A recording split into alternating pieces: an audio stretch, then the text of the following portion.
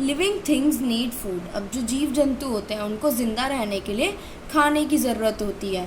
How do you feel when you do not get food on time.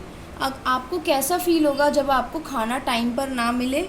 All living organisms need food. Food gives them energy to grow, to move and for other life processes that go on inside their bodies. जो living organisms होते हैं उनको खाना चाहिए होता है ताकि वो ग्रो कर पाएँ, उनको एनर्जी मिले, उनकी बॉडी को एनर्जी मिले काम करने की, हम इधर से उधर मूवमेंट कर पाएँ, हमारी बॉडी के अंदर जो अलग अलग प्रोसेसेस होती हैं ऑर्गन्स की वो हो पाए। Green plants make their own food in their green leaves. अब जो ग्रीन प्लांट्स होते हैं उनका जो खाना है वो कहाँ पे बनता है, लीव्स में बनता है। हमने सब हमने बहुत पहले से पढ़ते हुए आ रहे हैं कि लीव्स हमारा किचन होती हैं प्लांट का, जिसमें हमारा खाना बनता है। They are called autotrophs as they make their food themselves. तो उनको हम ऑटोट्रॉफ्स कहते हैं क्योंकि वो अपना खाना खुद बनाते हैं, वो किसी पर डिपेंडेंट नहीं है।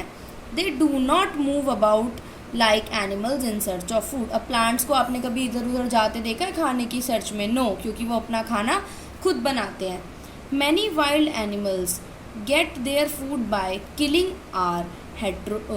By killing other animals. अब बहुत सारे हमारे जंगली जानवर होते हैं जो दूसरों को मार कर अपना खाना बनाते हैं। या जैसे कि लायन हो गया, तो क्या होगा, वो अपना खाना नहीं बनाता, वो कुक नहीं करता, वो क्या करता है, वो दूसरे जानवरों को मारता है और उन्हें खा जाता है। तो उनको हम क्या बोलेंगे, heterotrophs.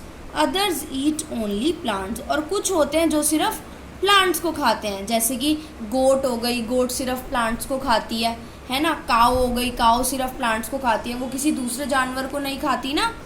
Animals are heterotroph as they depend on others for their food. तो ये जो जानवर हैं इन्हें हम हेटेरोट्रॉफ्स बोलेंगे क्योंकि ये किसी और के ऊपर अपने खाने के लिए डिपेंडेंट है, ये अपना खाना खुद नहीं बनाते, ये किसी और पर डिपेंडेंट है कि उससे इनको अपना खाना मिले। Living things excrete. अब जो लिविंग थिंग्स होते हैं वो एक्सक्रीट करेंगे क्योंकि जो भी चीज़ हम खाएंगे उसे हमें अपनी बॉडी से आउट भी तो करना होता है, जो वेस्ट प्रोडक्ट होता है। There are several processes going on inside our body such as digestion, respiration etcetera.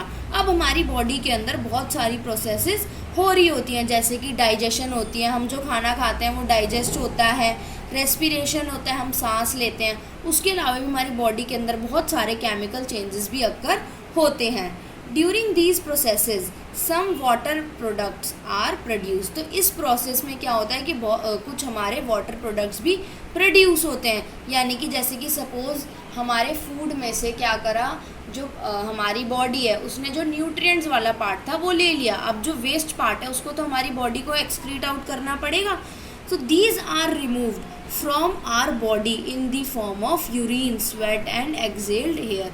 तो अब जो हमारा वेस्ट प्रोडक्ट लिक्विड की फॉर्म में होता है, ठीक है, वो हमारी बॉडी से कैसे रिमूव होगा, यूरिन की फॉर्म में, स्वेट जो हमें पसीना आता है उसकी फॉर्म में, और जो हम एयर एक्सेल करते हैं। अब आप कहोगे कि एयर एक्सेल करने में कैसे हमारा पानी निकलेगा। अब क्या होता है कि हमारी जो एयर होती है ना वो थोड़ी मॉइस्ट होती है, यानी कि उसमें हल्के हल्के वाटर वेपर्स होते हैं। तो यानी कि जो हमने ब्रीद आउट करा उसके साथ भी हमारा जो वेस्ट प्रोडक्ट था वो निकला।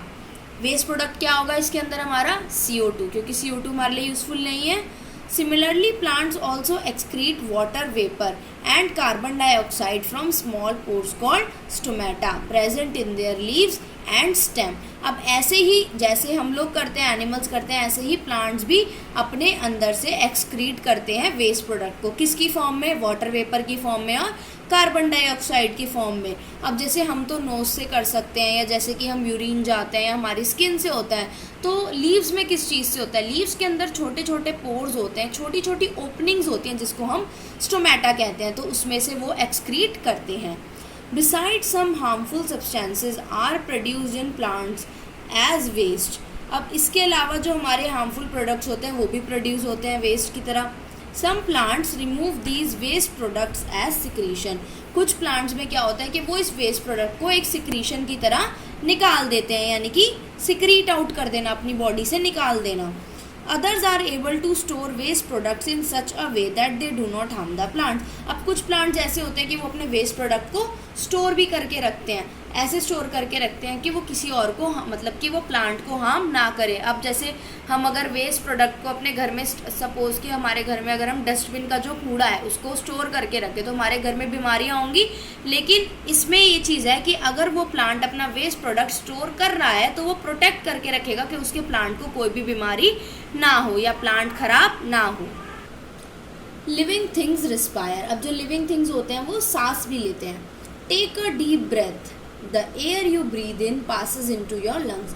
अब आप महसूस करो, एक गहरी सांस लो तो आप ये फील करोगे कि जो एयर है वो आपके लंग्स तक पास हो गई है। Here the oxygen in the air is absorbed and used by the body. अब क्या हुआ कि जनरल ये सबसे कॉमन बात है, हमको पता है कि हम एयर में से इनहेल करते हैं, हमने ब्रेथ ली, हमने इनहेल किया तो हमारी बॉडी ने उसमें से ऑक्सीजन को यूज़ कर लिया, और फिर जब हम एक्सहेल करते हैं तो हम कार्बन डाइऑक्साइड को अपनी बॉडी से निकालते हैं। Carbon dioxide is produced as a waste. तो इसमें हमारा वेस्ट क्या होगा? Carbon dioxide.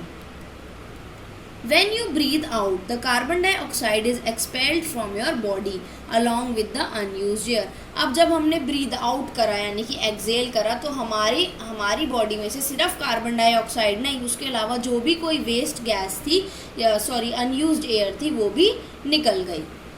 This process is known as respiration. इस प्रोसेस को हम क्या कहते हैं? Respiration. Breathing in and out is a part of respiration. और सिर्फ सांस लेना और सांस को छोड़ना एक हिस्सा होता है रेस्पिरेशन का, वो पूरी प्रोसेस नहीं होती है। The oxygen breathe in combines with the food that you digest and produces energy. अब जो क्या होता है, जो ऑक्सीजन हमारी बॉडी ने एब्जॉर्ब करी वो हमारे खाने में जाएगी तो वो हमारी डाइजेशन में हेल्प करेगी और एनर्जी प्रोवाइड करेगी। Why do we need energy? हमें एनर्जी की ज़रूरत क्यों होती है? We need energy to stay alive. हमें एनर्जी की ज़रूरत है ज़िंदा रहने के लिए।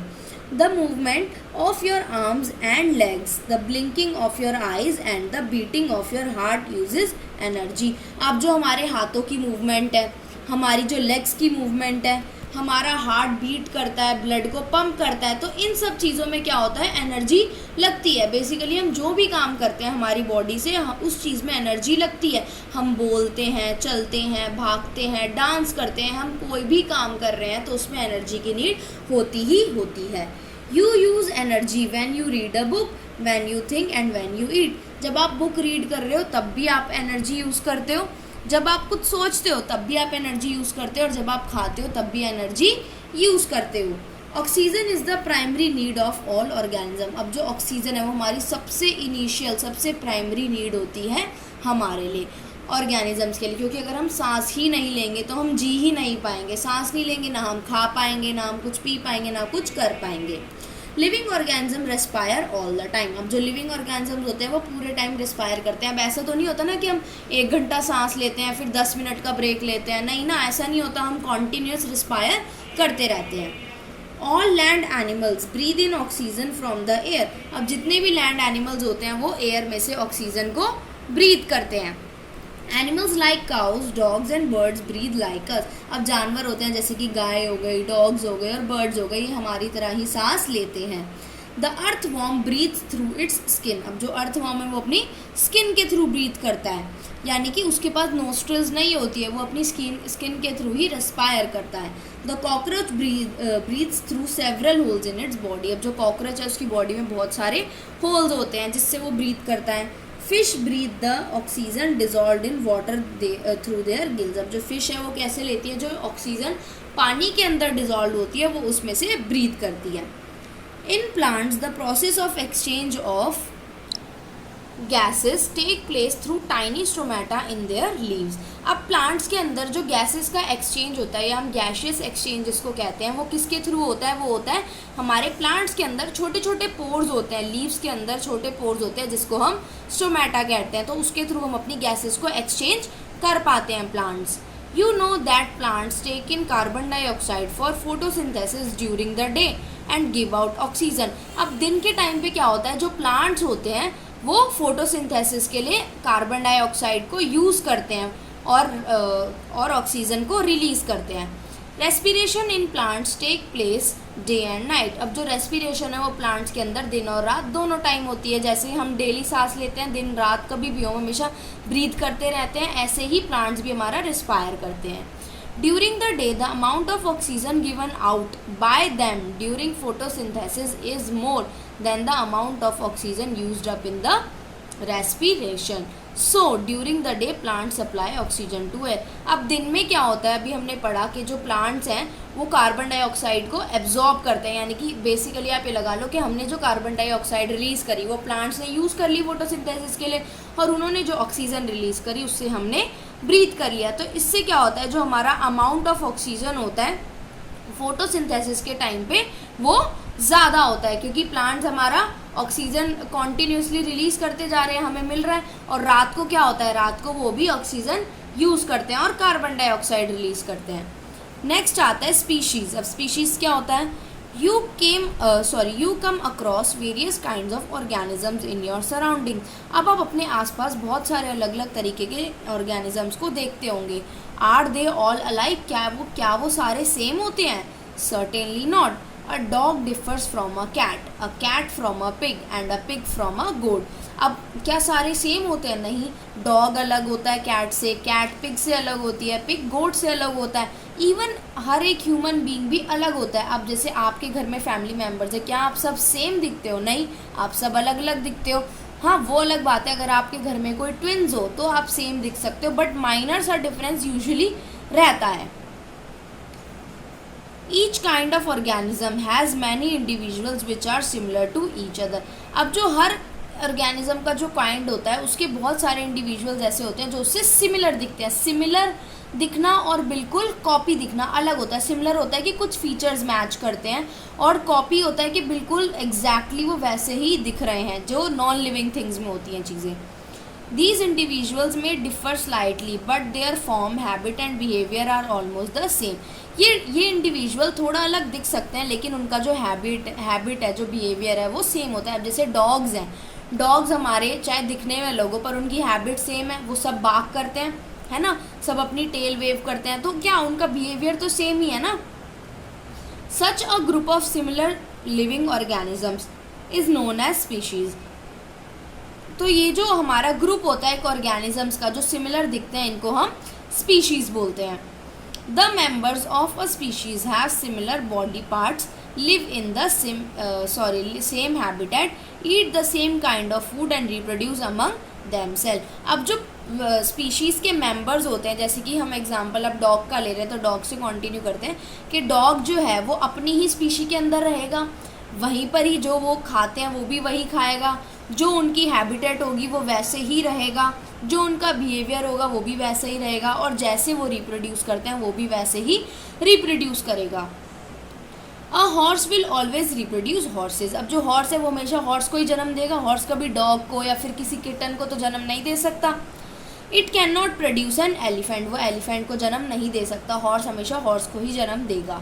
अ rose plant will always produce seeds from which only rose plants can go. अब जो रोज प्लांट है वो हमेशा रोज प्लांट के ही सीड्स देगा, ये तो है नहीं कि वो सनफ्लावर के दे देगा या तुलसी के दे देगा, वो रोज के ही सीड्स देगा। There are about